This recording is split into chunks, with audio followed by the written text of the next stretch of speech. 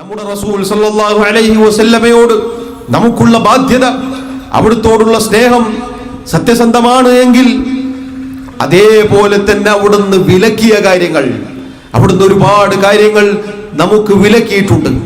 ഇന്ന ഇന്ന കാര്യങ്ങൾ ചെയ്യാൻ പാടില്ല എന്ന് പറഞ്ഞ് വിലക്കിയിട്ടുണ്ട്. നാം അതിൽ നിന്ന് മാറി നിൽക്കേണ്ടതുണ്ട്. അല്ലാഹു സുബ്ഹാനഹു വ തആല പറഞ്ഞു, വമാ ആതാകുമുർ റസൂൽ, അല്ലാഹുവിന്റെ റസൂൽ സല്ലല്ലാഹു അലൈഹി വസല്ലം നിങ്ങൾക്ക് എന്തൊന്ന് കൊണ്ടുവന്ന് തന്നുവോ ഫഖുദൂഹു, നിങ്ങൾ അത് സ്വീകരിക്കുക.